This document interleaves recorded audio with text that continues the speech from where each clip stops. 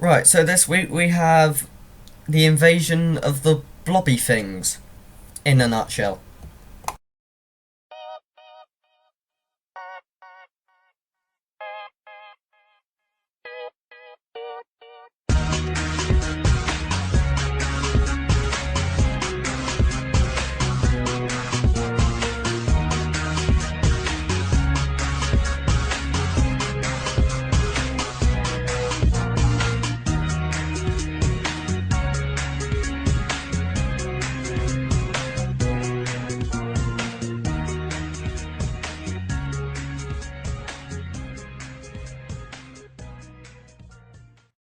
So, this episode was interesting.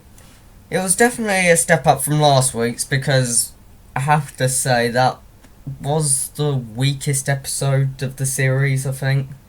Because, as I said, Leandro, superhero pilot episode villain. But this week we have set up villains, we know how they work, but they're still flawed. Yeah, like, we were told this Zygon splinter group was the reason why who was breaking the ceasefire down. But we never saw a good Zygon apart from Osgood.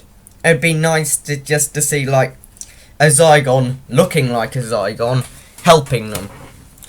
Because it seemed less like a splinter group, more of every single Zygon on the planet. And maybe it is. They didn't really cover that. But to the cast. The Doctor, Peter Capaldi. Brilliant as always. He's just excellent, especially that scene in the the park with the two little girl commanders. To be honest, I was expecting him just to go ranting about all the Zygons, you need to control them, and then they're just actual kids.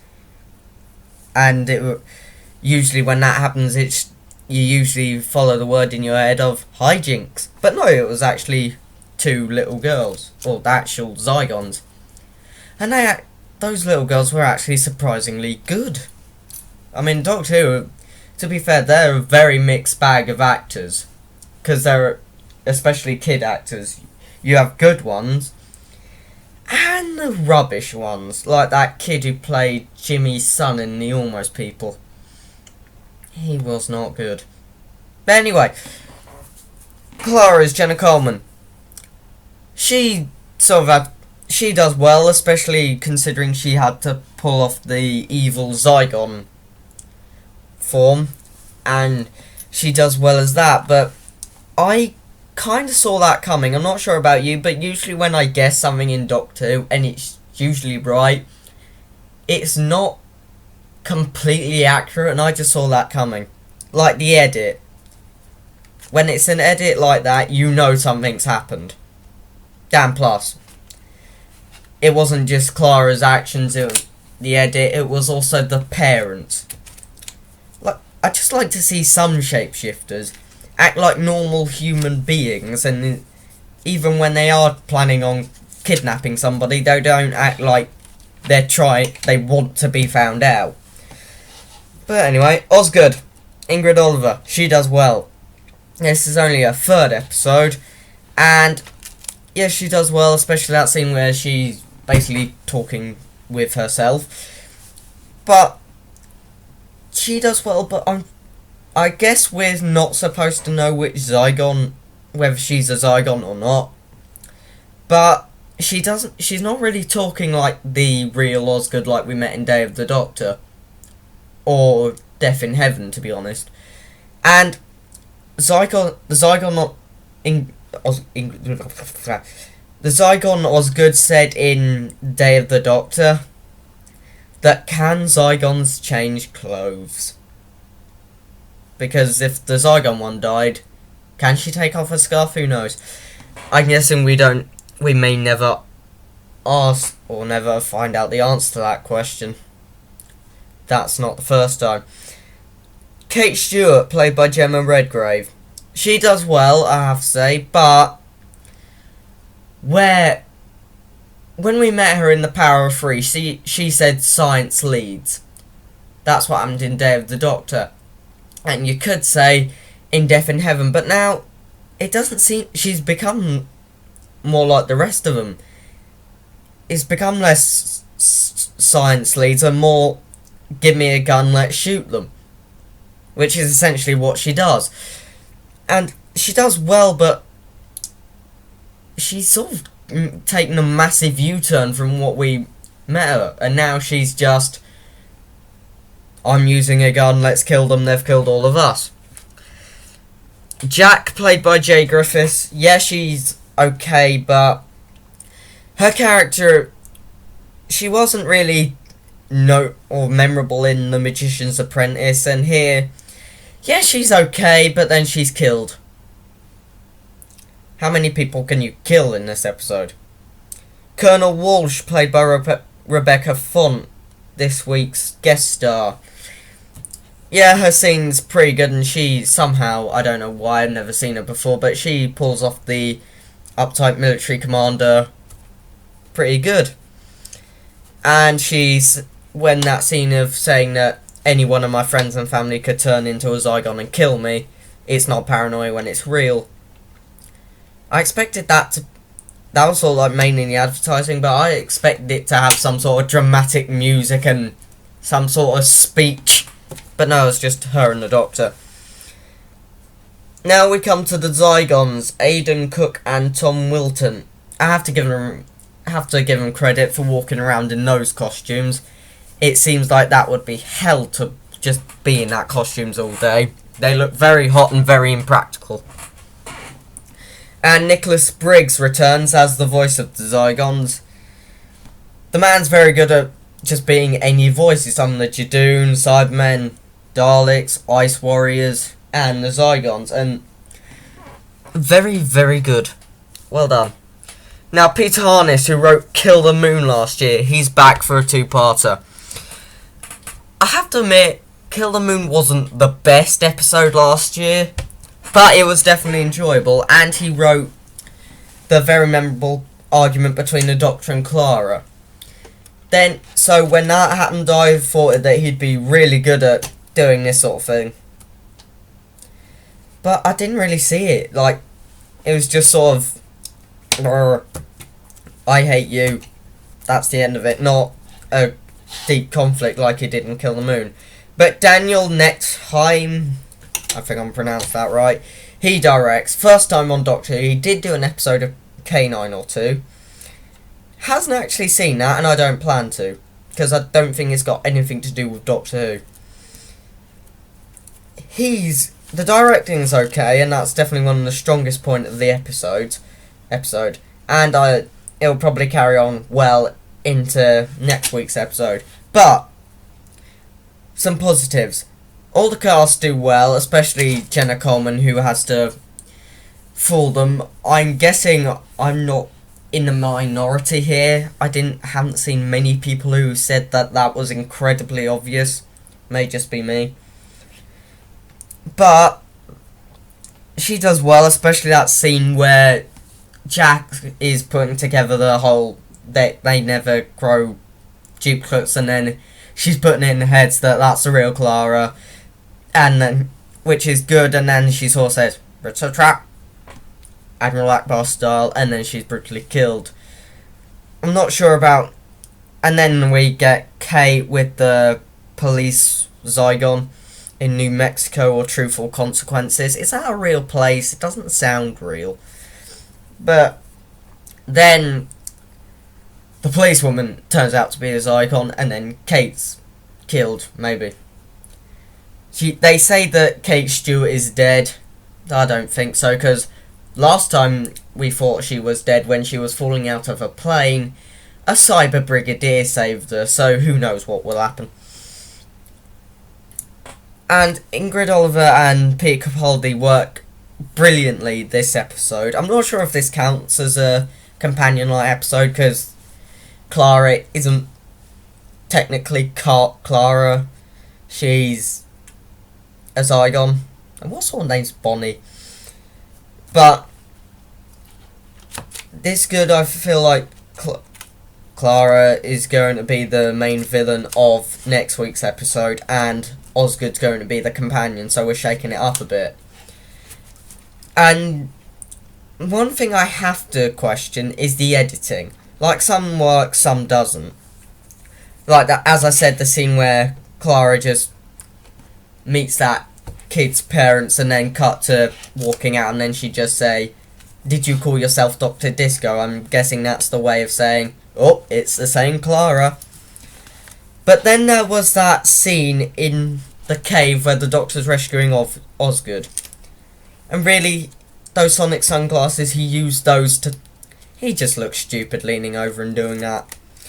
But anyway, he did okay. And the question editing, I love when the Doctor just sees the zygon. He doesn't go, "Haha, I can stop you." He just goes, "Oh, hello." Like he knows, like he's planned this entire thing out. And then the zygon gets crushed by debris when the unit starts bombing the town. The Doctor and Osgood are trapped. Next time we see them, they're out. They manage to get the zygon out of the cave and get out of the town while it's being bombed, and they never mention it again. How? Was there like a deleted scene or somewhere that could have tested the Doctor and Osgood as resources or something? But no. They suddenly just get out of the cave fine, no matter, nothing really happened. And I haven't really seen... I plan on seeing Terror of the Zygons soon. I haven't yet. But I don't think there are any good Zygons in that one either. So far we've portrayed the Zygons as evil ones, and Osgood's the only good one. So far. But that being said, I do like... There's one thing I do know about the Zygons, because that was broadcast way before I was born, Terror of the Zygons. I do know they have organic technology, and the design of the technology is just brilliant. And I love how when the Doctor's working with that computer, Clara just says, "Do you want to be alone with that thing?" Brilliant. And the 12th Doctor's definitely lined up. He's sort of done a 6th Doctor, except a lot quicker. He's now lined up, and now he calls himself Dr. Disco. Strange. But the starting bit with the sort of like previously trailer to Day of the Doctor, that was good, and the scene with the two Osgoods, brilliant. And the funeral scene, like that bit with my sister. I'm guessing Osgood didn't tell her actual sister that, because do they sort of like, you say you go home every Mondays, Tuesdays, Wednesdays and every other Sunday, and I stay in this flat? Because that must be very confusing. But anyway, they didn't seem to... The ceasefire. Yeah, I'm guessing they had to, this was the only way to come back to a Zygon. If they were to do a Zygon story again, they couldn't just go, "They had to ceasefire, let's forget about it." They had to come back to it. And the cliffhanger. Good cliffhanger. And it was just basically, last few minutes was the Doctor interrogating a Zygon. And again, he's the president of the world in this sort of situation. And I love how the Doctor's just like, "Do you still have that big plane?" Because Clara just mentioned, like, "You don't like being the president of the world." "Yeah, but I like being in a big plane." And then next thing we know him, he's just on the plane going, "Laters!" And then he just steps on board like it's some sort of celebrity, which I'm guessing he is.